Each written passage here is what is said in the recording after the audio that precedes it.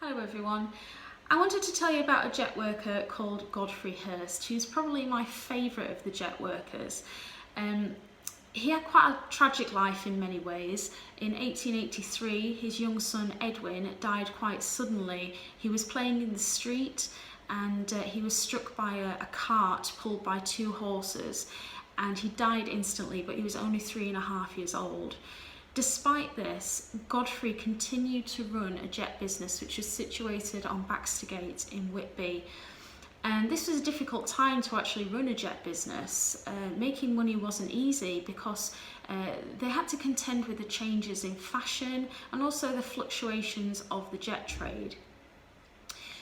But Godfrey was a fighter. He wasn't one to be put off, and he was a very tenacious man and wanted to bring the industry forward with these changing times.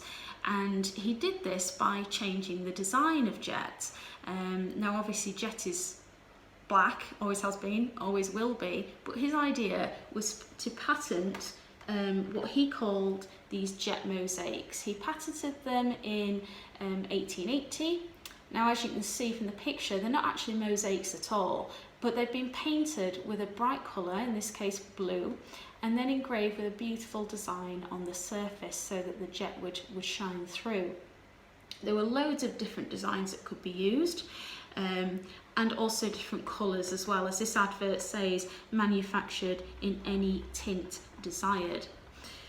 Now, the Whitby Times in 1881 reported on this, and they said that Mr. Godfrey Hirst really seems to be animated with the laudable ambition to elevate jet workmanship to the dignity and beauty of a fine art.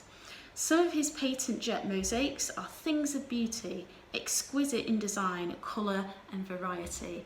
And he really was praised by the art world and supported by his fellow jet workers and Whitby itself for what he was trying to do.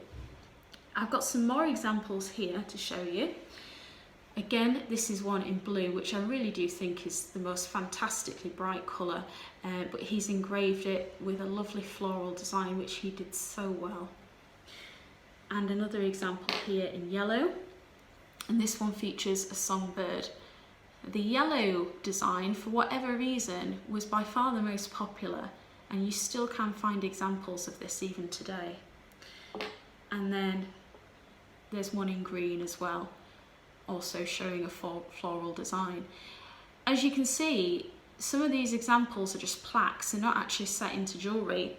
The reason for that was that Godfrey was trying to show the adaptability of jet.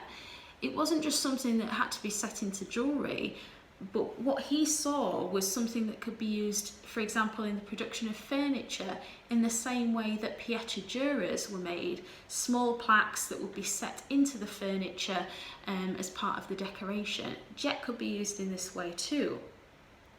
Around this time, he exhibited some of his work at an exhibition in New Bond Street in London, which again was very successful.